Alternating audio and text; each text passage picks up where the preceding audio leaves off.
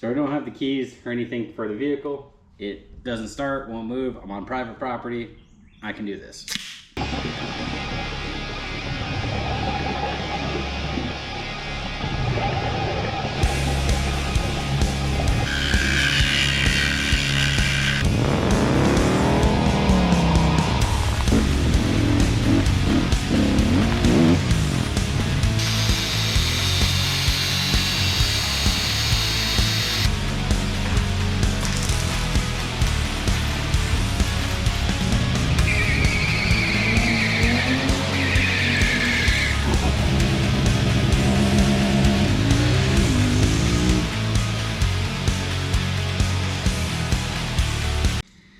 Okay, now let's talk about what I'm doing in this video.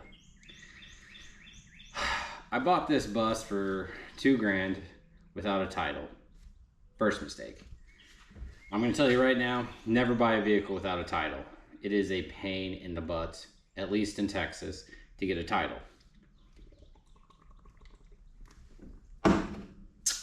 All the chins, thank you for watching. This is all the paperwork I've had filled out to try to get a title, and I still haven't got it. I've gone to the DMV, 2 different DMVs, 4 different times. I went to the local one twice. The one in the big city, twice. First time I went to the local one, they gave me a packet and said, fill this out, you can get a title, we can't process it here. It's like, all right, sweet. So I filled all the paperwork out, which is I'll go over the paperwork I had for now. I had a little sheet, 2 pages, telling me everything I need. Application for Texas title and or registration, filled that out. Bonded title application, hearing statement of fact, filled that out. Second page of that. And then I had a bill of sale, vehicle identification number certification, had that, and I had a copy of my driver's license and military ID because my ID is from Montana, because once you enter the military you can keep your initial state no matter where you live. So I had a picture of my ID and proof that I was in fact in the military. And then I had a Verizon bill. I'm no longer with Verizon. A bill showing where my home of record is, or not home of record, my current address is. We're gonna add a little air. Oh, we are low on air in this, definitely.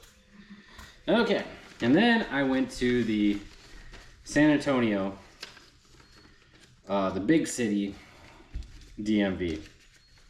They told me, I showed them all that paperwork, and they told me, okay, you can't do this because you don't have, we can't find this in our books. You need to have a law enforcement officer look at this. So I went back to the local DMV and asked them, hey, where's the law enforcement officer to help me inspect this? Our county doesn't have one.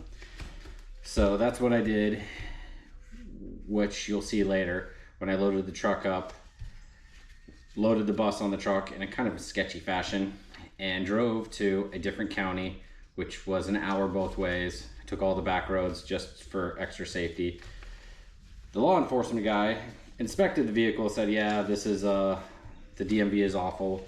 Here's all the information you'll need. All right, cool. He looked over at my information. He's like, all right, cool. You have enough. He gave me a bunch of extra pictures. He verified everything. He's like, yep, this is all you need. I went back to the DMV in the big city, and they said, well, how much did you pay for it? And I told them $2,000. And they said, well, we can't use your word. It's not worth $2,000. I was like, but it is. If something is worth the amount of money somebody would pay for it, I am that somebody. So they said, no, we need somebody to need a appraisal value. So I said, cool, how do I get an appraisal? They said you have to bring the vehicle to a dealership or have your insurance adjuster look at it. So I was like, all right, cool. So that's what I did a couple days ago. I brought pictures. I called every insurance adjuster. They wouldn't give it any information to me because they couldn't appraise it, because they couldn't look at the actual, the vehicle wasn't in their computer database. They're like, we don't know how much it costs because it's not in the database. This vehicle doesn't exist. And I was like, here's pictures, here's everything I can show you. Come to my house, this vehicle does exist. They said, well, it doesn't exist in our computer, so we can't give you an appraisal. I went to 2 different big dealerships and asked for an appraisal. They said, no, it's not in our computer. It's like, what? Vehicles exist outside your computer. These are the big dealerships that will offer you a $12,000 trade-in for your $40,000 vehicle, then try to sell you a $90,000 truck. Okay, so I went to a local dealership, and that was just a small car dealership, and I talked to him for a bunch. He was interested in the vehicle, so he came out and inspected it, went over it end to end. He was like, all right, well, how much did you pay for it? I told him the number. He appraised it for a value, and I was like, sweet. Now I have to send this whole chunk of everything in, all this paper in, and hope everything is good. Because the last time I was at the DMV, the lady did say, hey, just send, she stamped my paperwork and said, hey, just send it in. You'll be good if you just send it in. I do not believe her, but I'm just gonna send it in and hope everything works out. I have to send it in with a check. They have to go over all the paperwork, said, okay. Then they send all the paperwork back to me, and I have to submit another form and send it all again to get to the state of Texas so I can get their permission to put a title on this, but I also have to pay taxes on it because, of course, the government wants their money. Doesn't matter what you do, they want their money. I'm not trying to license this vehicle. I'm not trying to drive it on any public roads. I just want a title for this vehicle so I can sell this vehicle, legally sell it.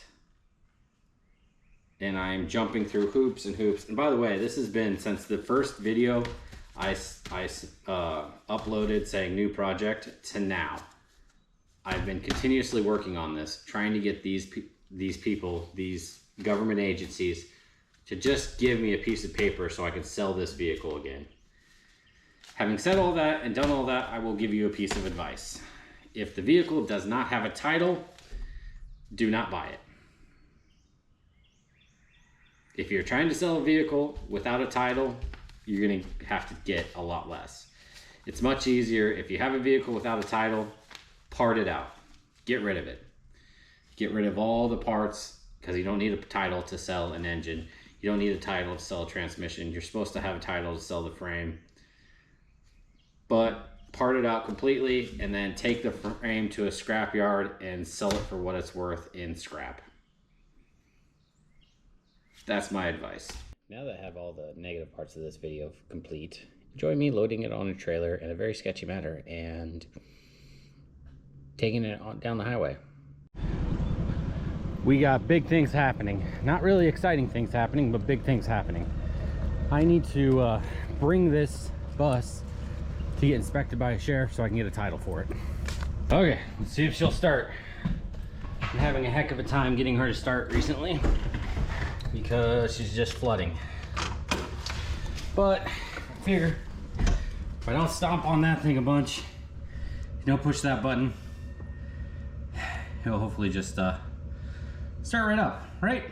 Let's see. May have been a little too aggressive on that initial hole. Oopsies. I'm doing this all by myself, so there's probably going to be a lot of running back and forth and winching and doing all kinds of other stuff.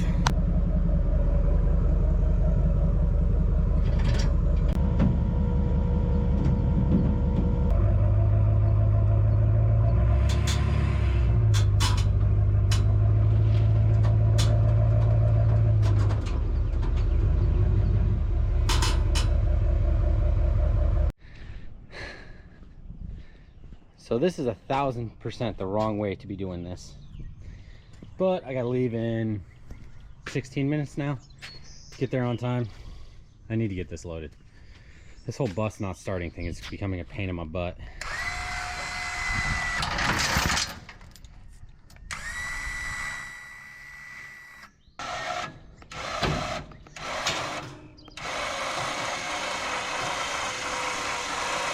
Hey, it's working.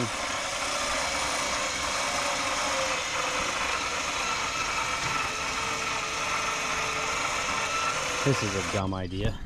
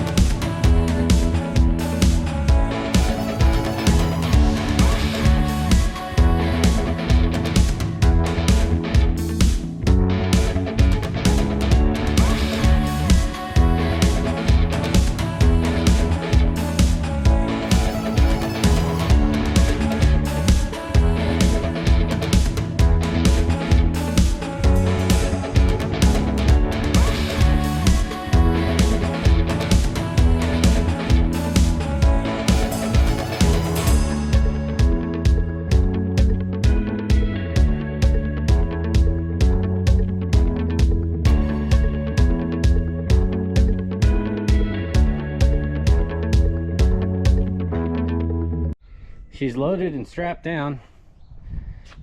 Little tech tip for you. Always put your straps on the driver's side, so when you look out the mirror, you can see them. Have a little extra air in my airbags. Let's go to the police department. Ooh.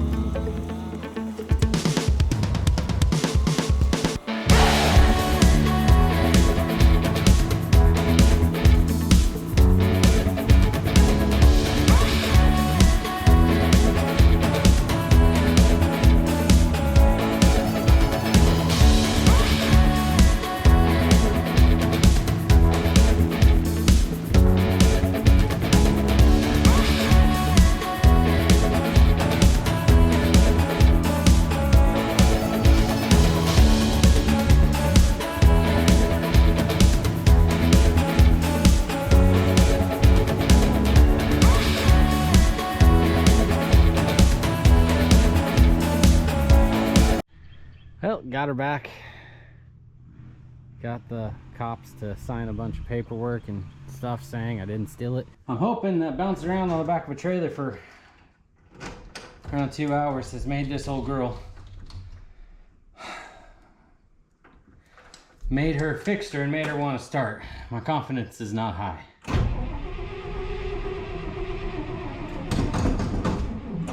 Nope.